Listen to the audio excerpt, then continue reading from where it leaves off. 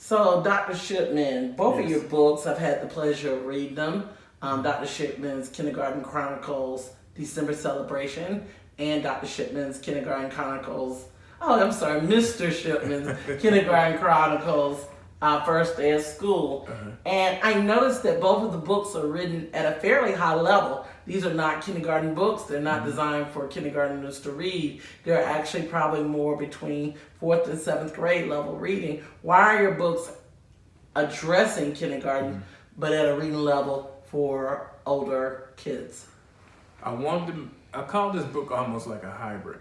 I wanted to make it comfortable for little kids to look, I call them picture lookers, to be able to just look at the pictures and enjoy the story, but I want to make it so that parents can read the book and remember, parents and grandparents, remember the book and remember those times of kindergarten to kind of help them, guide them through going through experience of, if this is your first time having a child go to kindergarten, you can kind of use this book as a guide to help you go through those moments.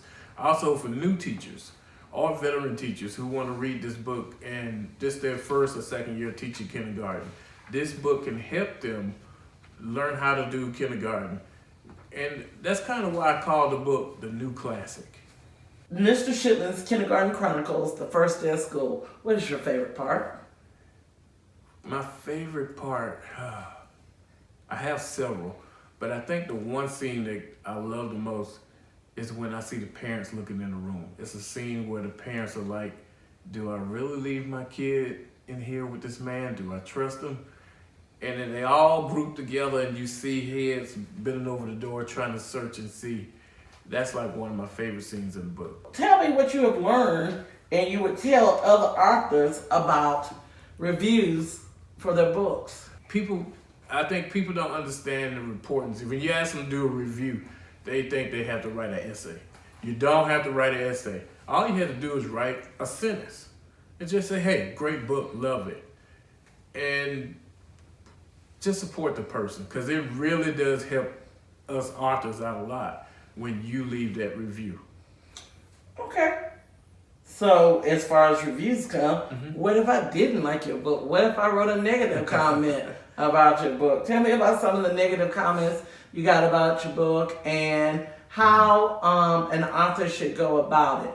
I think you have to first have a thick skin. Realize everybody's not going to like your book and everybody's not going to like you. People were saying, and excuse my language, but it won't be cuss words, but I have to say this. People saying, niggas won't read books, why are you writing?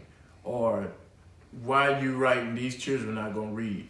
Or something else somebody said is, it ain't no black Santa Claus. Why you writing this book? And that came from both white and black folks, not just white folks. But So I'm sorry. Go ahead. So what do you learn from these negative comments? What do you get from them? How can you use them to increase your sales and make sure that you increase your growth of your audience? Well, no matter what, I stay strong. But one lady got on there and she said, can you please just take off the comment section?